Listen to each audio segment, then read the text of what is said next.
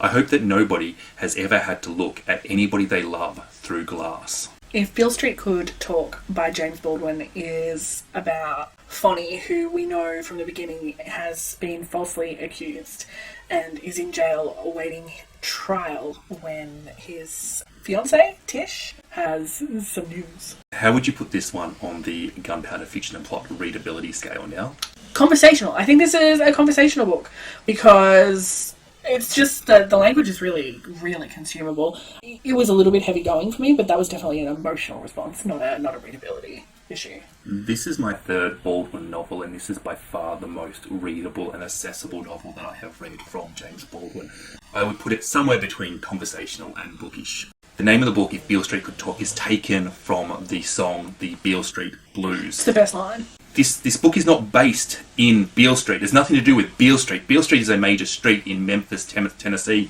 And when you look at the times that Baldwin was writing in, Baldwin was quoted as saying that the assassinations of Medgar Evers, of Martin Luther King, of Malcolm X, and of Bobby Kennedy all had profound effects on him. All of those people were prominent in the equal rights movement for African Americans. But one of them, Martin Luther King, was assassinated at the Lorraine Motel in Memphis, Tennessee, which is only about 500 meters, less than half a mile from Memphis, from Beale Street. Memphis and America in the early 70s and late 60s, there are so many examples of police brutality being enshrined in law. If you look at Detroit in the time, they had a protocol called Stress, which allowed plainclothes policemen to investigate sort of a war on drugs type thing, which resulted in like huge numbers of civilians being shot by police. And that ended in 1974. After the publication of If Beale Street Could Talk. And Memphis had so many people of colour being shot by police that black leaders in 1972 started calling for black people or people of colour everyone to boycott white businesses until something was done about it.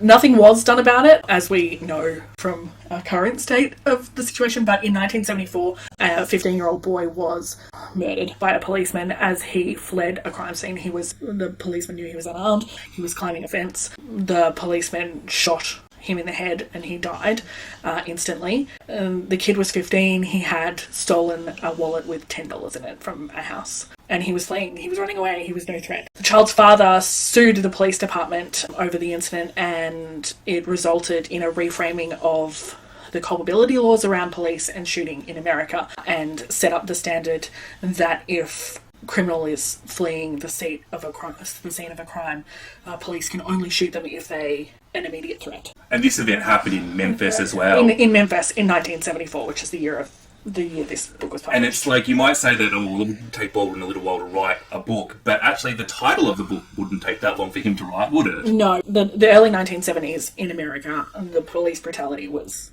out of control. Much like it is now. Well, this book is about police brutality, as we've already said. I also think it's got a strong focus on the systemic oppression of African Americans, but people of colour. What's the nationality? There are Puerto Ricans, there are Italians. It's actually quite multicultural. There's one scene in particular that really stands out for me with the Puerto Ricans. It's when the mother travels to Puerto Rico in order to get some evidence for the trial, and they're talking about the living conditions of the Puerto Ricans. And it's like, why would any Puerto Rican choose to live in these conditions? And the answer is because they're not the victims of racism in Puerto Rico. They're the victims of poverty, and they've got terrible working conditions. So there's definitely like trends of intersectionality when it comes to classism. There's lots of structural critiques about our modern society, not just in America. But centre to everything is this love story, and it's a really modern love story that shows you love under stress and how people respond, and not just romantic love, but familial love, and how sometimes our family lets us down, but also when our family really comes through. I think that one of the things I think is really cool about this book is that Baldwin has written a strong family unit, in that Tish's family is so together and strong.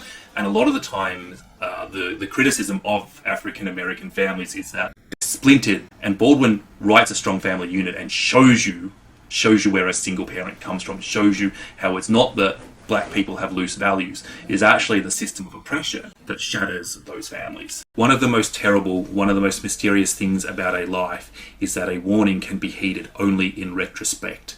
Too late.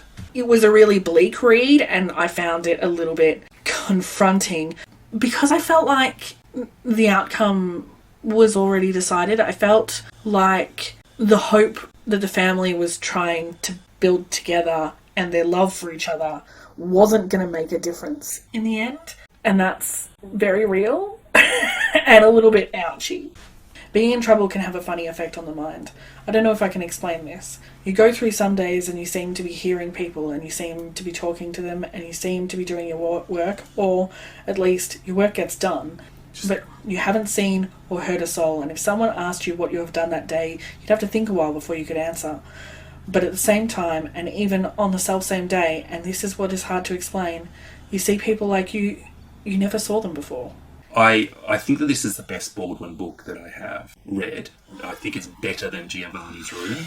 I'm going to stand by that statement that if Beale Street could talk, better than Giovanni's Room, no matter what you say. At the time, though, it wasn't considered commercially successful. And I think that this is about Baldwin's... He's not looking to write a traditional commercial novel. He's looking to write... Was he ever? I'm so impressed by Baldwin's ability to develop such intensely real characters and still spend so much time on the systemic issues that are a core to his personal activism at this point in his life. I think that this is like a gateway book from when he is going from an author to an activist almost. Of course, I must say that I don't think America is God's gift to anybody. If it is, God's days have got to be numbered. That God these people say they serve, and do serve, in ways they don't know, has got a very nasty sense of humour. Like you'd beat the shit out of him if he was a man, or if you were. The poor are always crossing the Sahara, and the lawyers and bondsmen and all that crowd circle around the poor, exactly like vultures. Of course, they're not any richer than the poor, really. That's why they've turned into vultures, scavengers, indecent garbage men. And I'm talking about the black cats too, who in so many ways are worse. Baldwin just really gets it, doesn't he? He is such an intelligent man. I'm really impressed by his intellect, by his ability to put things that are horrific into words that are impactful. While I disagree with you and I think Giovanni's Room is better, I think that's a personal choice. I think I prefer the emotional claustrophobia of Giovanni's Room. I think this book is emotionally claustrophobic. I think this book is emotionally gut-wrenching, bleak, heavy. I found this difficult to read in the best way. Ratings, I mean... I loved it. It's 5 stars. If I gave stars, it'd be all of them. That's Nell giving a rating, if you didn't realise. So if you liked If Beale Street Could Talk, what should you read? If you haven't read Giovanni's Room, read that, obviously. I also think Passing is a good juxtaposition. Honestly, I'm really trying to think of somebody who I think is anywhere near Baldwin standards. And I'm going to recommend a non-fiction book, and I'm going to recommend Don't Touch My Hair by Emma Dabiri.